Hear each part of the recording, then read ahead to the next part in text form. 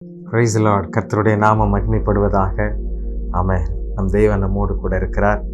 ஆமென். இந்த பகல் முழுவதும் நம்மை சரியாய் நடத்தி இந்த இரவிலே நம்மை அழைத்து வந்திருக்கிற தேவனுக்கு நாம் நன்றி பலிகளை நாம் ஏறெடுக்கும்படியாக வந்திருக்கிறோம். ஆமென். கர்த்தர் தாமே நம்மை ஆசீர்வதிப்பாராக.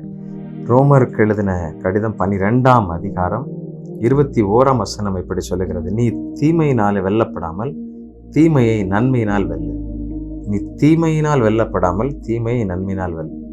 ஆண்டவருடைய பிள்ளைகள் ஆமென் எப்பொழுதும் ஆமென் தீமையை நன்மையினால் வெல்லணும். பிறர் நமக்கு தீமை செய்ய நினைச்சாலும் நீங்கள் நன்மை செய்து அதை நாம் ஜெயிக்க வேண்டும்.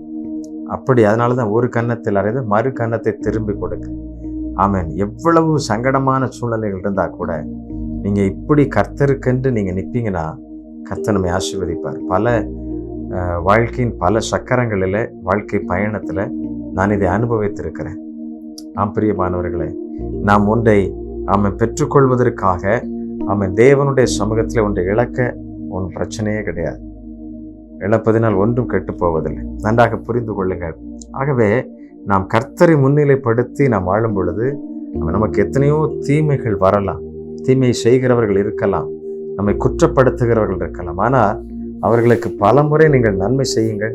உங்களை தவறாக பேசுகிறவர்கள்ட்ட நீங்கள் மறுபடியும் சந்தோஷமாக பேசி பாருங்கள். என்ன பேசிட்ட, நான் உன்னை ரெண்டில் ஒன்று பார்க்காம விட மாட்டேன் அப்படின்னு சொல்கிறத காட்டிலும் நீங்கள் கர்த்தருடைய பிள்ளை, கர்த்தருடைய சாயலில் கர்த்தர் பார்க்குற மாதிரி, கர்த்தர் பேசுகிற மாதிரி நீங்கள் பேசி பாருங்கள். இந்த ஆசீர்வாதத்தை நீங்கள் காண்பீங்க.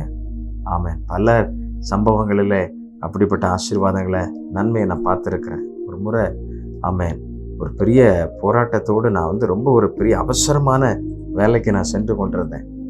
ஆமென். பிரியமானவர்களே, என்னுடைய வாகனத்தில் நான் அதனால் அதை அவசரமாக நான் ஓட்டி கொண்டிருக்கும் பொழுது என்னுடைய வாகனத்தை ஓவர்டேக் பண்ணி என்னுடைய வாகனத்தை மறித்து என்னை நிறுத்தி அவமானப்படுத்தி நான் பேச முடியாத சூழ்நிலையில் இருக்கிறேன்.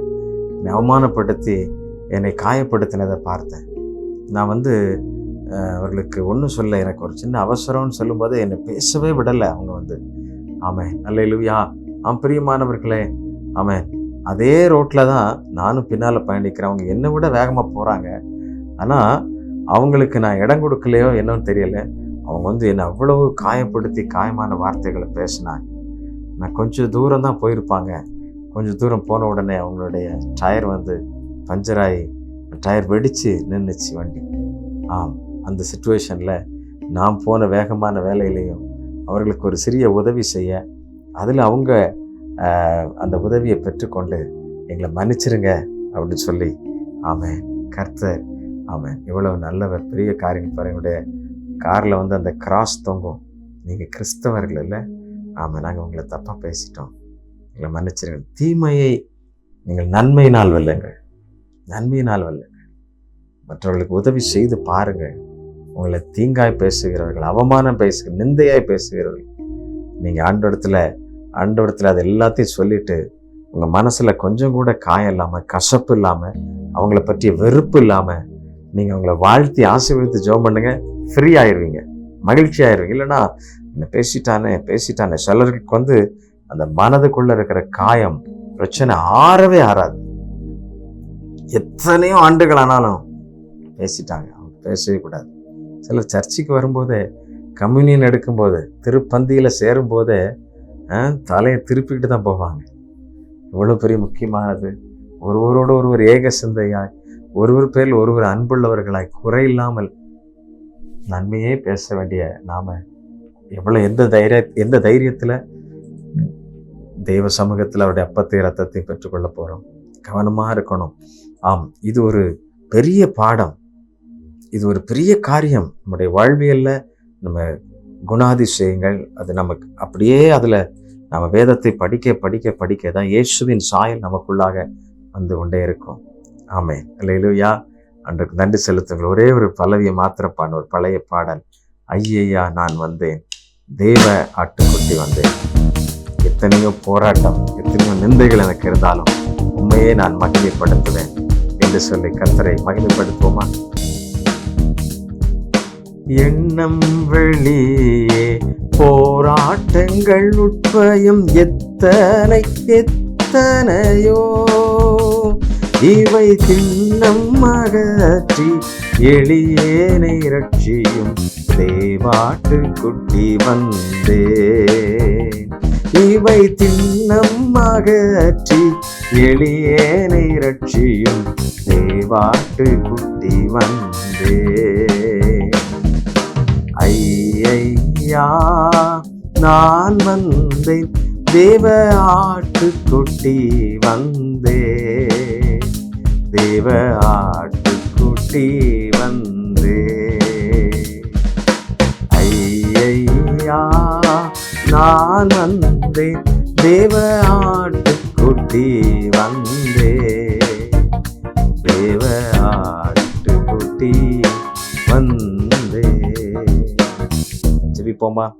அவருடைய பாதத்துல நம்மை தாழ்த்தி ஒப்பு கொடுத்து ஜெபிக்கலாமா? பிதாவே, மறக்க முடியாத, மன்னிக்க முடியாத ஆண்டவரே, எங்களை பழி சொல்லி அவமானப்படுத்திய எத்தனையோ காரியங்கள், சம்பவங்கள், மனிதர்கள் உண்டப்பா.